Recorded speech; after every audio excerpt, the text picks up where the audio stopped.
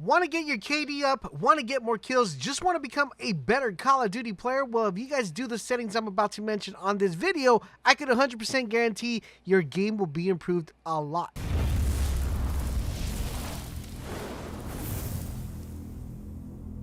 Asiva, this is LaserBolt, and welcome to this Call of Duty Modern Warfare video. Boy, are we excited to share this video with you guys, because anything that's going to help you get better in the game, it's something that I enjoy and love sharing with the community.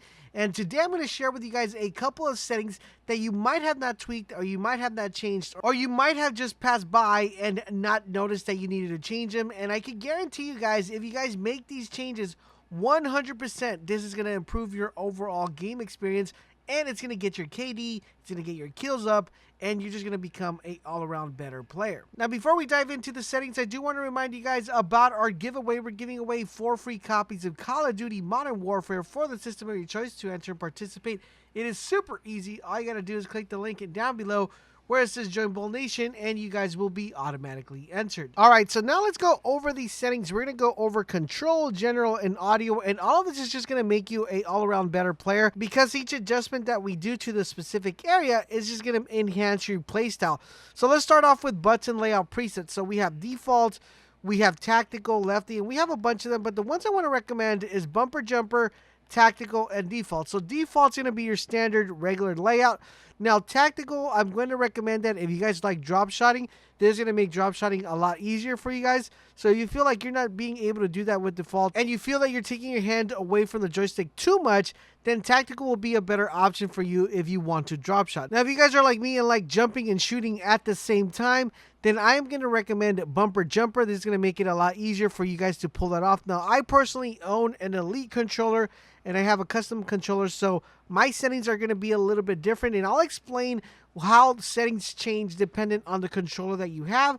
But if you have a standard controller, recommendations would be default, tactical if you guys like to drop shot, and bumper jumper if you like to jump and shoot. Now onto the horizontal stick sensitivity and the vertical stick sensitivity.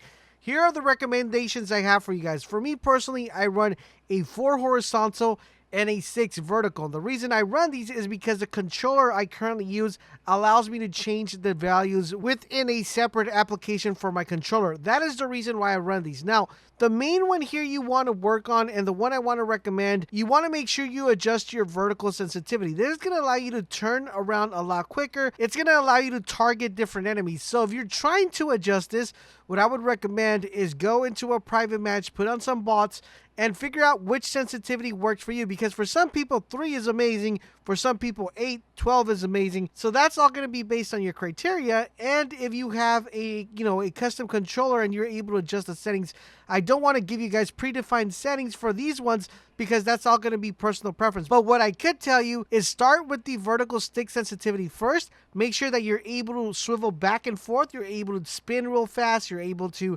switch from different targets really quick, and then work on your horizontal stick sensitivity. That should give you guys the best reference point to adjusting this. If you want a hard recommendation, if you have a regular standard controller, put your vertical sensitivity to 8 and place your horizontal stick sensitivity to a 6. Start off with those numbers and then work your way up or work your way down. Now onto something that's actually going to be game changing, and the reason I say game changing is because we've never had these type of values as far as Call of Duty games were concerned, and now we're able to adjust multiple stuff. So we're going to start off with the ADS sensitivity multiplier load zoom. What this actually references, it's going to be how fast you aim down scope with weapons, kind of like assault rifles that don't have a high zoom.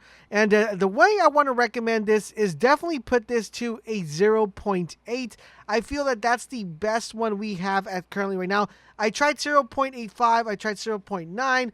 I think the sweet point for this one is 0.8. It gives you a nice zoom fidelity, and it lets you acquire your target very fast. Now, the other one we're going to be changing is the ADS sensitivity multiplier for high zoom. This is going to be for stuff like sniper rifles, marksman's rifles that have a large zoom, and you want this to be a little bit higher than your low zoom. The reason why is because you want your shot to be a little bit more snappier. You want to make sure that that zoom goes in a lot quicker, and I feel like the nice sweet point for this one is 1.3. I tried playing it at 1.5. 1.5 is actually pretty good as well, 1.4, but I think 1.3 or 1.3 1.35 should be the sweet number for you guys.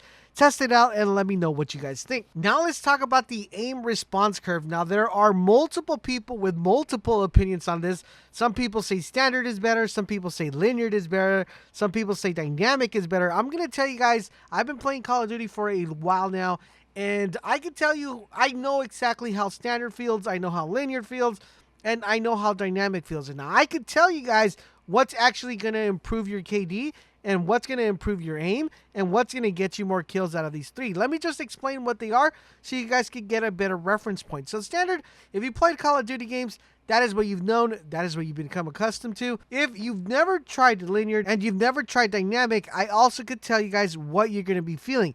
So linear, basically what it does, wherever you aim your stick, there is not going to be a delay. There's not going to be no hiccups. It's just going to go straight to the point of where you actually reference. Now this could be good, and it also could be bad, because for some reason, if you do a subtle movement, your thumbstick is going to automatically respond really fast, and that input is going to get inputted into the game really fast. Can make you miss a couple shots. It could make your sniping a little bit off. So linear is really good once you perfect your standard. There's not that much difference between standard and linear. Linear just makes you a little bit more precise. Now we have the dynamic. Dynamic is pretty much a reverse S-curve. What this means, it's going to give you finer aiming. What that exactly means, or what that entails, is that there is going to be a delay from your aiming. So basically, your controller becomes a smart controller. It'll be able to identify if the target's really close. It's going to slow down your aim. If the target's a little bit further, it's going to increase your aim to make it more snappier. So the faster you move your thumbstick, the faster the response time is. If you move your controller slow, it's going to allow you to actually track that enemy at a slow rate and not have to adjust your controller very fast. The one I want to recommend, and I know it's going to improve your game, and it might take some of you guys a little bit getting used to, is going to be dynamic. This is by far the best one you could pick, and it's going to improve you a lot. Now, I know there are a lot of you guys out there who said, I've been playing Call of Duty and I'm do really good with standard.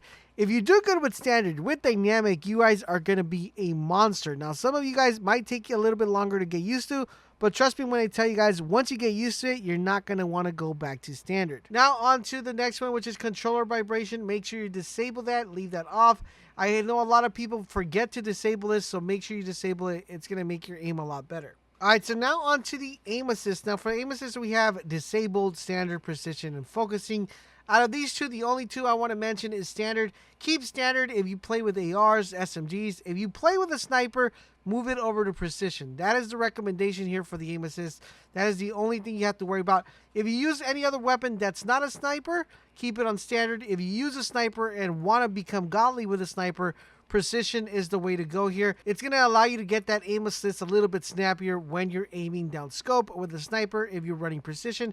If you don't run a sniper, once again, stick with standard. All right, so now on to the next one, which is weapon mount activation. Now, we haven't had weapon mounting in Call of Duty, but one thing I want to recommend for this one is switch it from what its default, which is aim down sights plus melee, to double tap aim down sights. This is going to allow you to get into it a lot faster than having it to do with the double button push. All right, so now to the next one, which is weapon mount movement exit. You want to go ahead and put this to disable. This is going to allow you to get out of the action of you having to the weapon mount a lot faster than having it enabled. All right, so now that we got rid of the controller section, let's go into the general. We're going to start off with the first one, which is going to be film grain. You're going to want to get this over and put this to 0 because you do not want your game to look grainy. I don't know why they put this, but you know, film grain, you want to set that to 0. Of course, you want this to look as clean as possible. Then you're going to go down to where it says world motion blur. You're going to want to disable that as well. This is actually really good when you're playing the campaign, but once you get done with the campaign and we're in multiplayer, you do not want to have that enabled. Then you're going to go down where it says weapon motion blur. You're also going to want to disable that because if you see both pictures, I mean, you can tell which one looks clear and which one doesn't. All right, so now on to audio. So for audio, we have a lot of different features now as we haven't had this in past Call of Duty games. Now, the one I want to recommend is Boost Low. And you're probably wondering, Laser, why are you recommending Boost Low when there are so many out there or so many to pick from? Well, what I want you to do is go to the audio mixer, and once you go in there, click R3 where it says more info. This is going to give you an option so you can see what each of them do.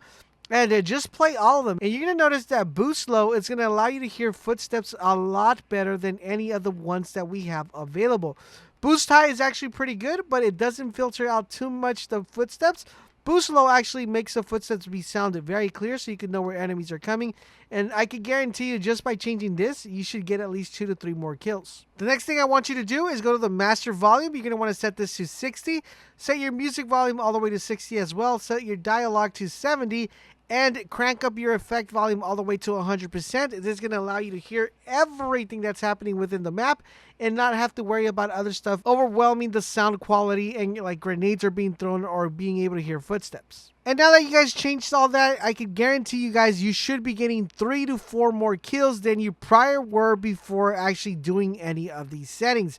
Come back to this video, let me know how much you have improved and how much better you've become in Call of Duty and how much your KD has gone up after doing these settings. Now, we will have a ton of more Call of Duty coverage, like what are the best loadouts for what weapon works well with what perks, and so forth. So if you guys enjoy Call of Duty content, make sure you guys drop a like, share this video with your friends because that does help us out a lot. And don't forget, guys, I will catch you guys on the next video.